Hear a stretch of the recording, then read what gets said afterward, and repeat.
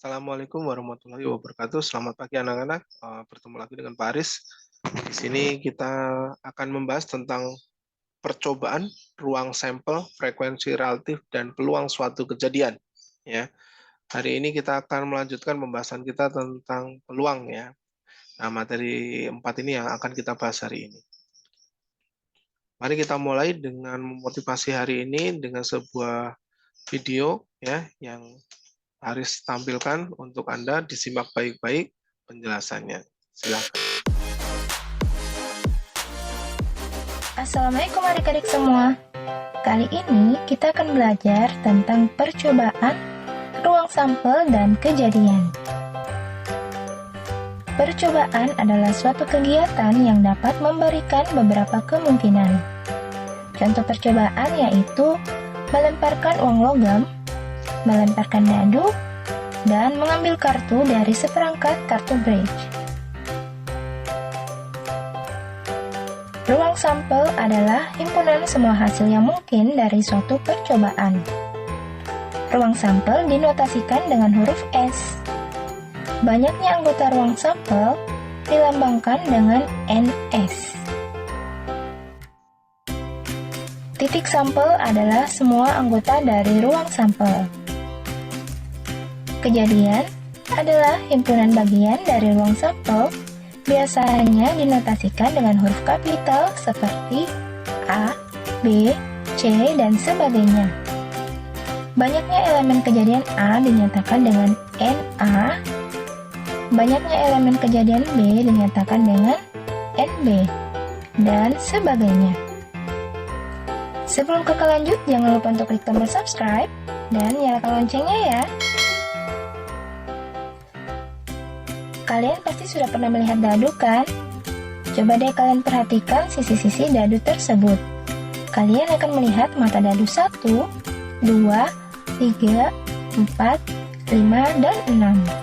Jadi, ruang sampel dari pelemparan sebuah dadu adalah S sama dengan 1, 2, 3, 4, 5, 6. Jumlah anggota ruang sampel tersebut ada 1, 2, 3, 4, 5, 6. Ada 6. Dan ini adalah titik sampelnya. Jadi ingat ya, ruang sampel itu dibatasi oleh tanda kurung kurawal. Banyaknya angka di dalam kurung disebut jumlah anggota ruang sampel, dan angka-angka yang ada di dalam kurung kurawal disebut titik sampel. Kita coba lagi untuk sebuah uang logam. Pada sebuah uang logam terdapat sisi angka dan sisi gambar, sehingga ruang sampelnya S sama dengan A, G. A untuk angka dan G untuk gambar. Jumlah anggota ruang sampelnya ada 1, 2. Ada 2. Dan titik sampelnya adalah A dan G. Agar kalian bisa lebih paham lagi, kita lanjut ke contoh soal ya. Pada pelemparan sebuah dadu dan sebuah uang logam sekaligus, tentukan A. Ruang sampel, banyaknya anggota ruang sampel dan titik sampelnya. B. Kejadian A yaitu munculnya angka dan bilangan ganjil.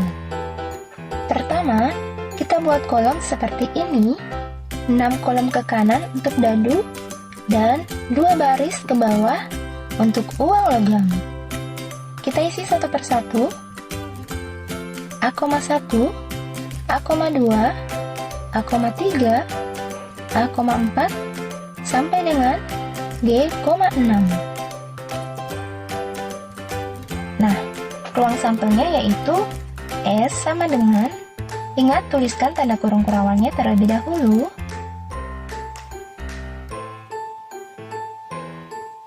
Banyaknya anggota ruang sampel 1, 2, 3, 4, 5, 6, 7, 8, 9, 10, 11, 12. Ada 12. Titik sampelnya sama dengan, tuliskan ini semua tanpa tanda kurung ya.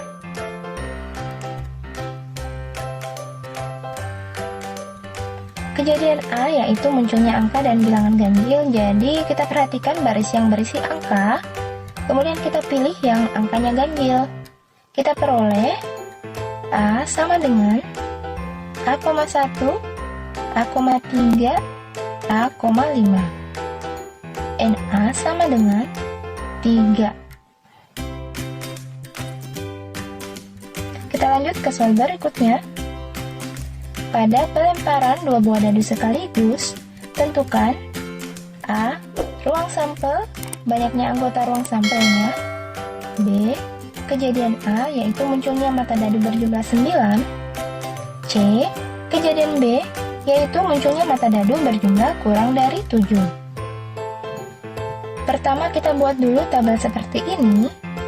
Jadi khusus pelemparan dua buah dadu, buat 6 kolom ke kanan dan 6 baris ke bawah.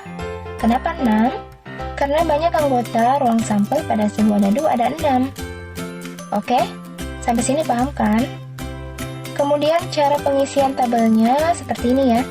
1,1, 1,2, 1,3, 1,4, 1,5, 1,6. Lanjut di baris yang kedua, 2,1, 2,2, dan seterusnya sampai dengan 6,6. Nah, kita mulai dari ruang sampel. Bagian A, ruang sampel S sama dengan 1,1, 1,2, 1,3 sampai dengan 6,6. Banyak anggota ruang sampelnya.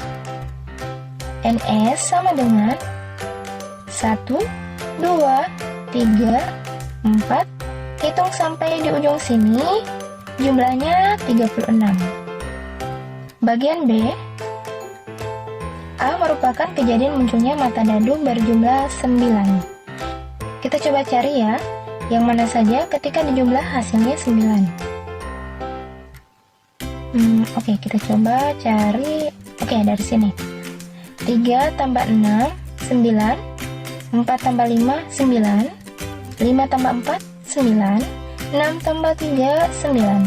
Sehingga kita tuliskan A sama dengan 3,6, 4,5, 5,4, 6,3. NA sama dengan 1, 2, 3, 4. NA-nya ada 4.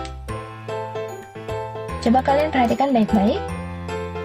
Jika kalian tarik garis lurus seperti ini, maka ketika kalian menjumlahkan kedua angka tersebut, akan menghasilkan bilangan yang sama. Gimana? Bener kan? Hal ini hanya berlaku ketika kita menjumlahkan kedua angka ya. Bagian C. B merupakan kejadian munculnya mata dadu berjumlah kurang dari 7. Mata dadu berjumlah kurang dari 7 berarti bisa berjumlah 2, 3, 4, 5, atau 6. B sama dengan 1,1, 1,2, 1,3, 1,4, 1,5, 2,1, 2,2, 2,3, 2,4, 3,1, 3,2, 3,3, 4,1, 4,2, 5,1. NB-nya ada 15.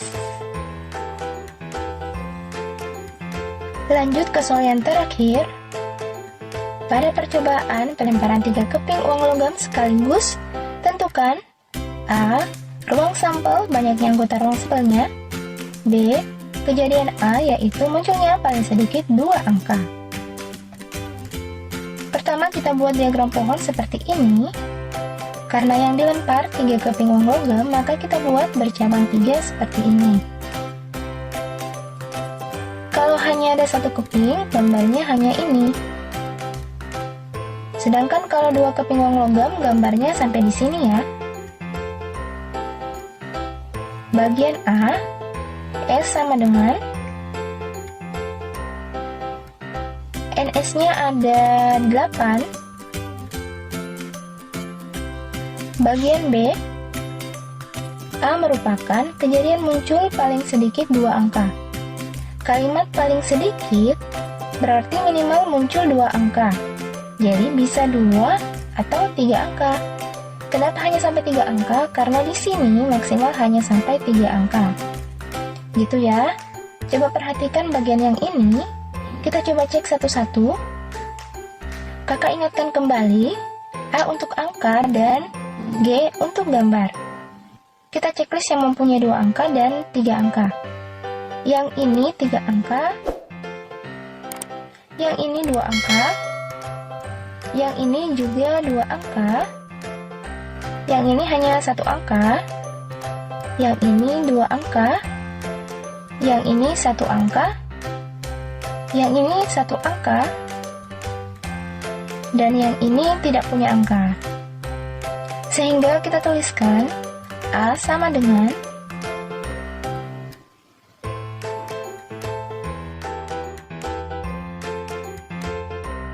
Nah, itulah tadi penjelasan mengenai percobaan, ruang sampel, dan kejadian. Semoga video ini bermanfaat. Wassalamualaikum warahmatullahi wabarakatuh.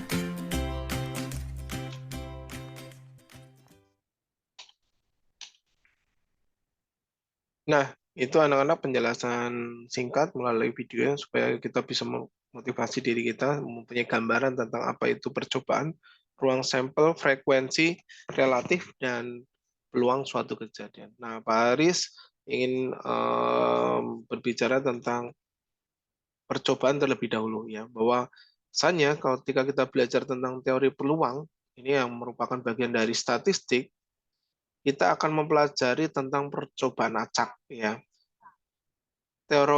Teori peluang juga punya peranan penting nih dalam perkembangan ilmu fisika, seperti teori atom, teori mekanika kuantum, dan teori radioaktivitas. Nah, selain itu teori peluang kita bisa terapkan juga pada bidang antropologi, pertanian, transportasi, ekonomi, asuransi, dan sebagainya. Nah, ini bidang-bidang yang mungkin nanti akan menjadi pekerjaan Anda. Nah, yang pertama, Faris akan membahas tentang apa itu yang dikatakan sebagai percobaan. Nah, percobaan atau dalam bahasanya adalah dalam bahasa yang lain adalah eksperimen. Ini saya tuliskan sebagai suatu kegiatan yang dapat memberikan beberapa kemungkinan, ya. Dan biasanya himpunan kemungkinannya ini dari suatu percobaan ini yang dikatakan sebagai ruang sampel. Jadi ruang sampel ini adalah himpunan semua hasil yang mungkin dari suatu percobaan atau eksperimen. Nah, kemudian ada yang dikatakan sebagai titik sampel, ya. Nah, titik sampel ini apa? Nah, titik sampel ini adalah anggota dari ruang sampel, ya. Kalau tadi ruang sampel ada semua kemungkinan dari semua suatu percobaan, kalau ini adalah anggota dari sampel. Nah, yang anggota dari sampel ini yang dikatakan sebagai titik sampel. Nah, titik sampel ini dinotasikan dengan NS. N-nya itu kan menyatakan banyaknya anggota, S-nya merupakan atau menyatakan sampel. Kemudian yang berikutnya adalah kejadian yang mau kita pelajari di sini adalah peluang kejadian ya nantinya ya. Nah, kejadian itu apa sih sebenarnya? Nah, saya tuliskan adalah himpunan dari semua hasil yang muncul atau terjadi pada suatu percobaan statistik. Nah, kejadian ini merupakan himpunan bagian dari ruang sampel atau ruang percobaan atau ruang pengambilan untuk datanya ya. Atau Anda bisa katakan sebagai titik sampelnya tadi. Nah, saya ambil contoh ya. Pada percobaan melambungkan sebuah dadu, dalam hal ini titos, himpunan dari semua hasil yang mungkin dari ruang sampelnya adalah 1, 2, 3, 4, 5, 6 ya. Karena kalau kita melompat sebuah dadu kan kemungkinan bisa muncul angka 1, angka 2, angka 3, seterusnya sampai angka 6. Nah, angka 1, 2, 3, 4, 5, 6 ini adalah titik sampel-sampelnya. Sehingga kita bisa katakan anggotanya jumlah anggota atau jumlah sampelnya adalah 6 atau NS-nya sama dengan 6. Nah, kemudian saya ambil contoh yang lain lagi. Dari contoh untuk kejadian muncul mata dadunya adalah genap. Berarti kalau genap kan nilainya adalah 2, 4, 6. Ya. Berarti di sini kita bisa mengambil titik sampelnya adalah ada jumlahnya ada 3, yaitu 2, 4, dan 6.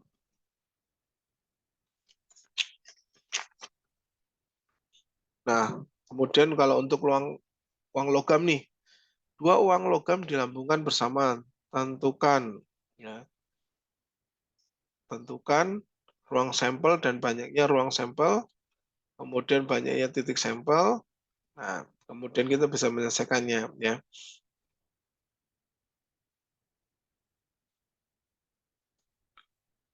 Yang pertama, kalau untuk dua buah uang logam yang dilambungkan secara bersama, kita bisa mengambil ruang sampelnya ini dalam bentuk tabel, ya. Di sini dalam bentuk tabelnya adalah kalau untuk A ini melambangkan gambar angka, G-nya melambangkan gambar. Jadi pasangan angka dengan angka adalah angka-angka, angka dengan gambar adalah angka gambar atau gambar angka. Dan kemudian untuk gambar-gambar ini berarti pasangan antara gambar dengan gambar. Di sini A melambangkan angka, G melambangkan gambar. Jadi ruang sampelnya kita bisa lihat ya, di sini ada 1, 2, 3, 4. Jadi banyaknya ruang sampelnya adalah 4. Nah, titik sampelnya ada berapa? Ada 4 juga, yaitu apa? A, B, G, A, dan G, G. Nah, kalau masih ada yang bingung, Anda nanti mencoba sendiri ya, menggunakan dua buah uang logam. Nah, kalau untuk contoh yang kejadian munculnya mata dadu genap, ya, kalau kita lihat 246 ini merupakan himpunan bagian dari percobaan melambungkan sebuah dadu, ya. Nah, biasanya kalau kita mengambil himpunan bagian, ini kan biasanya dinotasikan dengan E, ya. Karena tadi kejadiannya adalah 1, 2, 3, 4, 5, 6. Nah, lalu ada himpunan yang kosong juga dari himpunan bagiannya, yaitu ketika apa?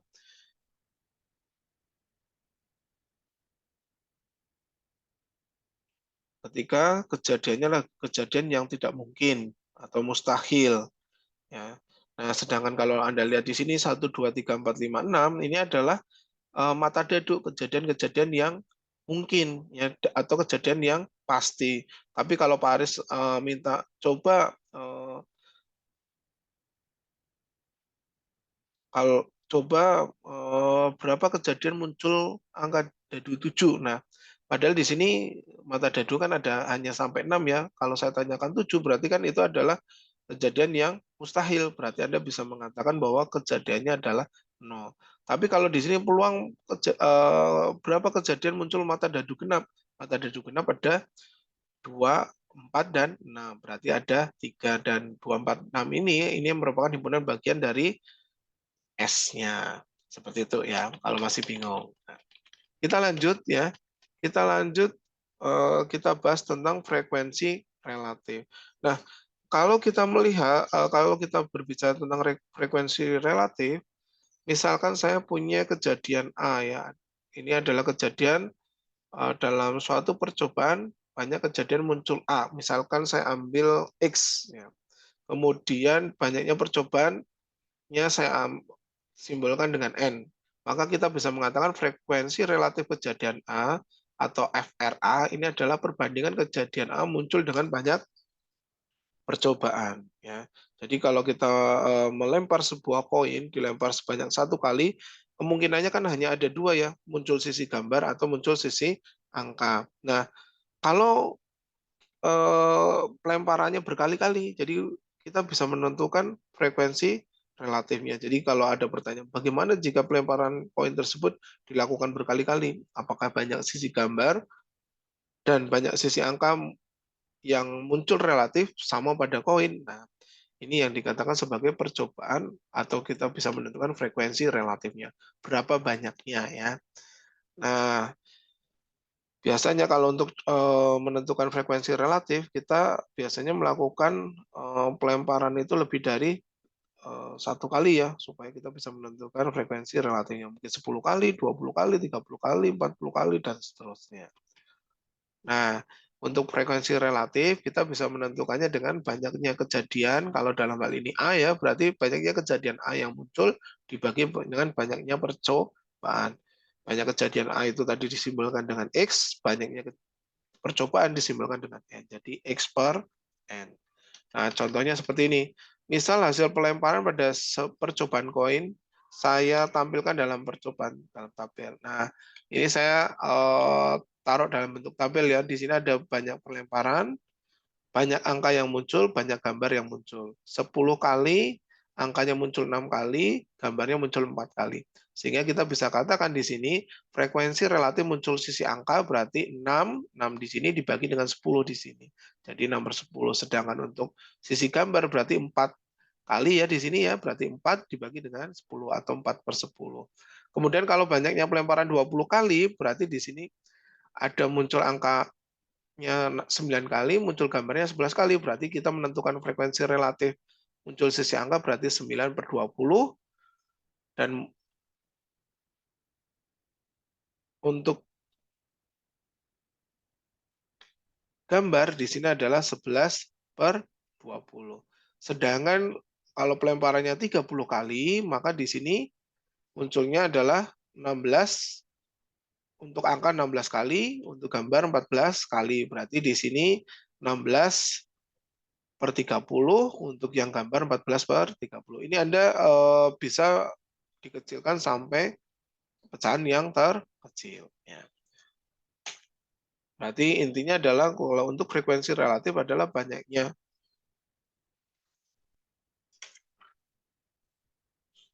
kejadian A dibagi dengan banyaknya percobaan, keseluruhan percobaan. Nah, saya kemudian akan menginjak peluang suatu kejadian. Nah, ya, untuk peluang suatu kejadian ya, karena kita tadi membahasnya dengan pendekatan frekuensi relatif, ya,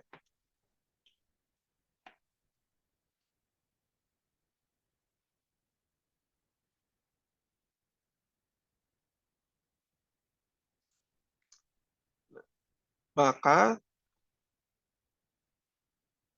saya ambil definisinya untuk peluang suatu kejadian ya.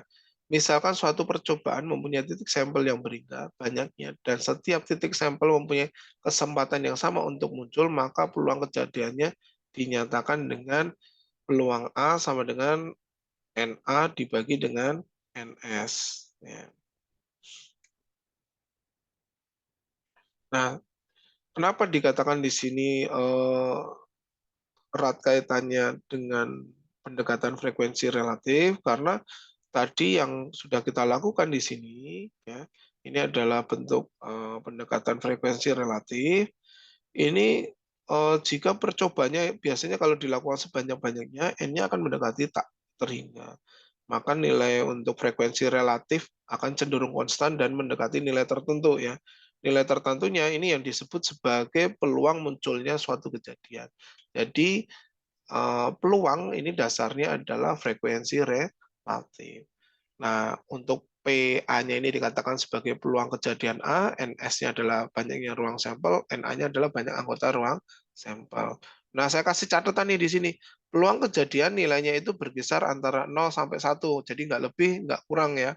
Jadi Anda bisa tuliskan 0 lebih kecil sama dengan peluang A, lebih kecil sama dengan 1. Peluang 1 berarti peluang yang pasti. Peluang 0 ini adalah peluang yang mustahil. Nah, contoh seperti ini. Dari seperangkat kartu bridge, diambil satu kartu secara acak. Tentukan peluang terambilnya kartu merah, peluang terambilnya kartu as hati, dan peluang terambilnya kartu bernomor 2. Nah, kita tentukan dulu nih, kalau peluang kartu merah itu hanya ada diamond dengan hati ya. Berarti kalau masing-masing itu 13, berarti jumlahnya 26. Sedangkan untuk kartu as hati berarti hanya ada satu ya. Sedangkan kartu bernomor 2 itu dari mulai eh,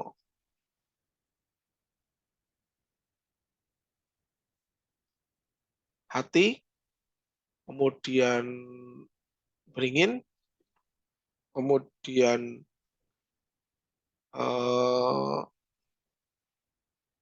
hati yang hitam ya, kemudian diamond itu kan ada 4 ya. Berarti jumlahnya ada 4. Nah, kemudian kartu king wajik itu ya hanya ada 1. Nah, saya bisa menyelesaikan seperti ini nih.